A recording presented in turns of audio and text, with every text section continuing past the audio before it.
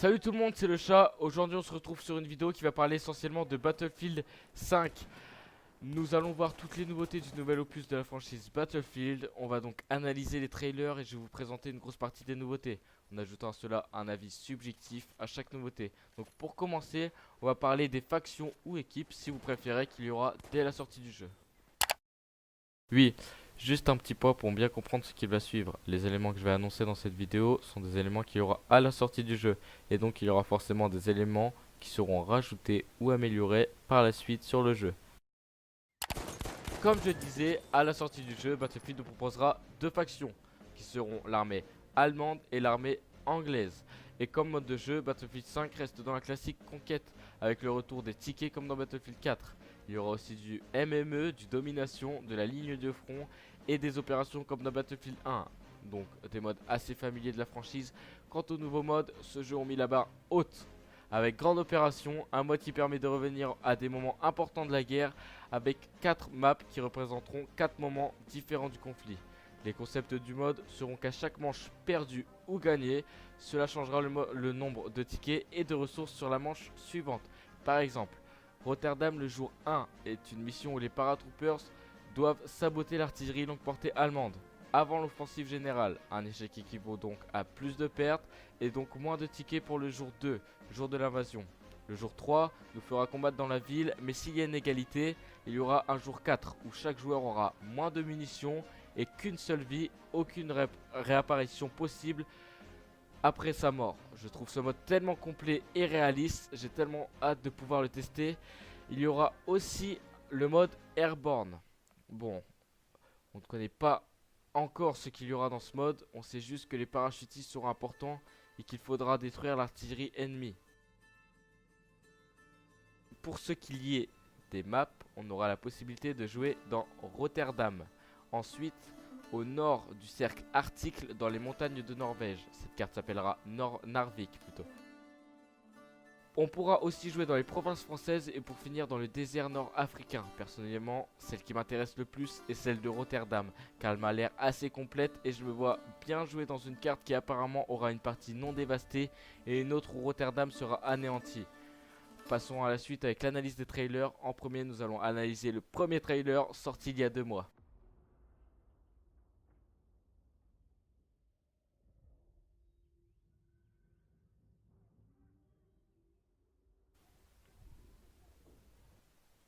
En premier temps, nous pouvons apercevoir une peluche sur un char. Mais ça, j'en parlerai à la fin des personnalisations qu'on pourra faire sur les véhicules.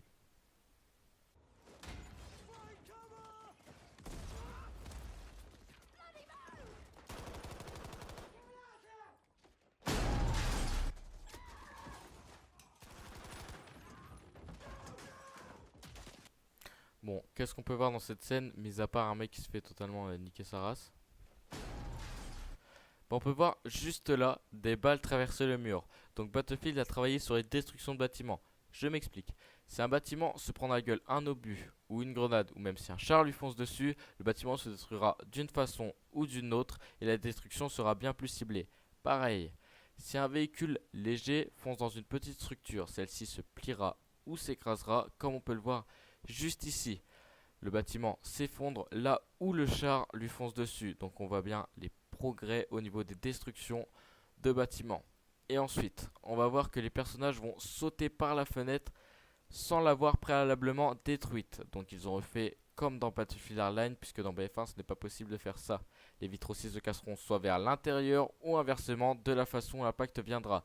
Et le système des portes reste le même que dans BF1. Je trouve franchement que c'est vraiment cool. Ça nous permettra d'être plus rapide dans nos déplacements sans enlever le côté réalisme du jeu.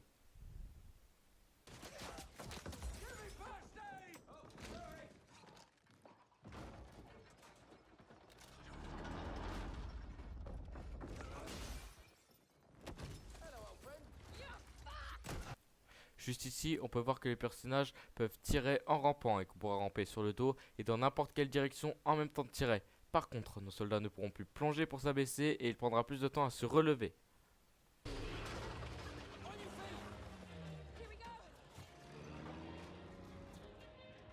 Dans cette image, on peut voir un canon qui est remorqué par un char. Car oui, Ça sera possible de prendre un canon situé à des endroits dans la carte et à les amener à des postes stratégiques. De même pour les tourelles, et les véhicules lourds pourront carrément remorquer un canon de campagne. On pourra aussi construire des dépôts de ravitaillement et les remorquer au champ de bataille pour fournir de la santé et des munitions aux équipiers.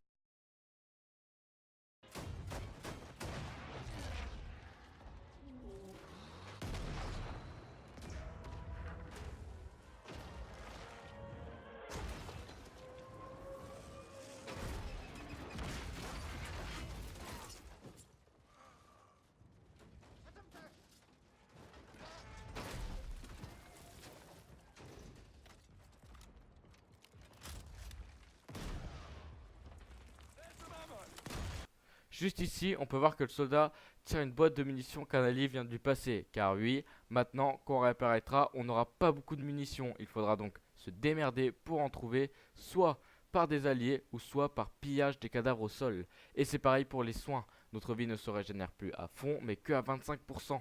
Donc si on a 1% de vie, on en récupère jusqu'à 25%. Mais on pourra garder des poches de soins ou de munitions passées par des alliés sur soi pour les utiliser plus tard. Et il y aura une icône pour nous montrer combien on en a. Et la minimap sera moins importante, donc il faudra garder l'œil bien ouvert. Donc maintenant, les équipiers sont vraiment bénéfiques dans le jeu et ça renforce le teamplay. Et ça change vraiment beaucoup des autres Battlefield où vraiment il fallait poser un kit de soins par terre et que les autres alliés viennent. Pour ma part, je trouve vraiment ce point sympa.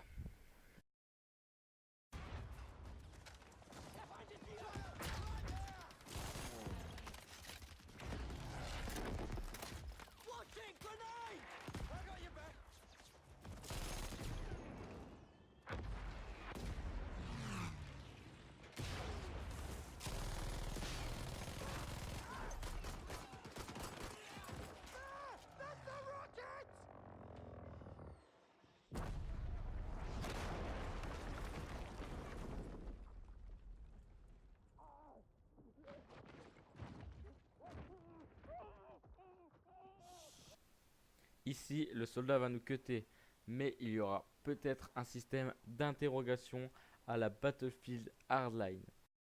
Nous voilà à la fin du premier trailer. Celui-ci était très riche en infos. Ce trailer nous présentait le nouveau mode coop qu'il y aura. Ce mode combinera le mode histoire et le mode en ligne. On sera avec nos amis à faire des missions comme la guerre des chars, les parachutistes assassins, les armes seront celle du multi et il y aura des arbres de talent à améliorer. Passons directement au prochain trailer qui lui nous présentera le mode multijoueur. Dans celui-ci, il y aura moins de choses à dire car je ne vais pas m'attarder sur les personnalisations.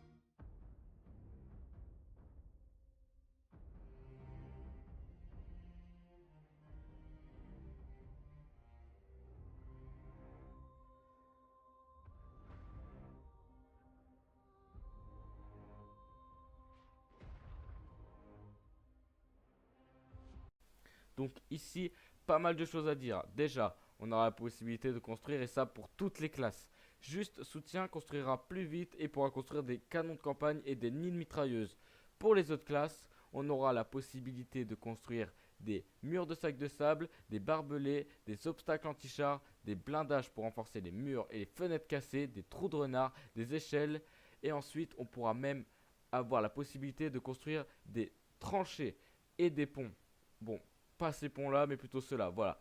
Et donc voilà pour tout ce qui est construction. Passons à la suite du trailer.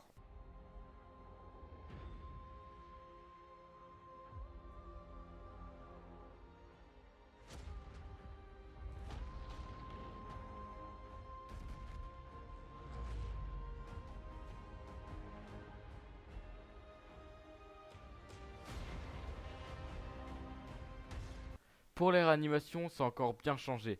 Déjà, comme vous pouvez le voir, on pourra traîner des soldats pour les transporter à couvert. Une option vraiment cool et qui donne du réalisme au jeu. Déjà, en parlant de traîner au sol, je peux aussi vous dire qu'il y aura des animations pour tout. Le fait de se pencher pour prendre des munitions dans les caisses et donc plus d'apparitions magiques dans l'écran. Bon, on pourra tout de même arrêter l'animation à tout moment. Revenons à notre sujet.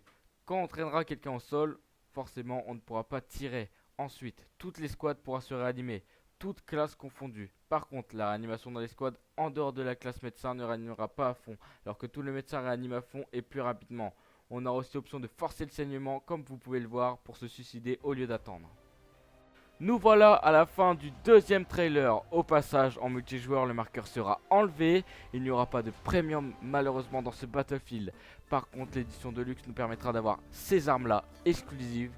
Et aussi, à la place du premium, on aura des événements au cours du jeu et des petites mises à jour. Donc voilà. Et aussi, comme vous pouvez le voir là, les Battle Packs risquent d'être enlevés pour laisser place à la boutique du jeu, où on retrouvera tous les objets et on aura des défis hebdomadaires qui nous feront gagner de la monnaie IG.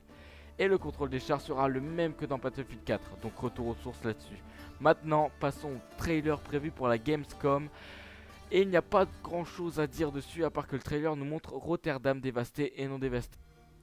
Donc ce trailer me permet de vous dire quelques petits points, comme les escouades de 4, rappelons-le, gagneront des points au fur et à mesure de la partie. Et il n'y a que le chef d'escouade qui pourra les utiliser pour acheter des lignes de fumée, des armes lourdes ou même des largages de ravitaillement dans la partie. Car dans cet opus, il n'y aura pas de mastodonte ni d'élite. On aura un système de compagnie pour personnaliser les véhicules et les armes dans le menu.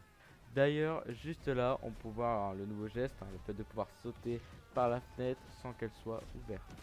On pourra aussi inspecter l'arme en 3D. D'ailleurs, juste là, on peut voir le missile V1 qui va s'écraser dans Rotterdam et qui va permettre d'avoir la nouvelle ville qui sera dévastée. Donc comme je disais, on pourra voir l'arme en 3D comme dans PUBG. Aussi, les personnages sont vraiment bien mis dans l'environnement. Le fait que quand on tue un ennemi, la chute est bien plus réelle, comme on l'a vu dans les escaliers.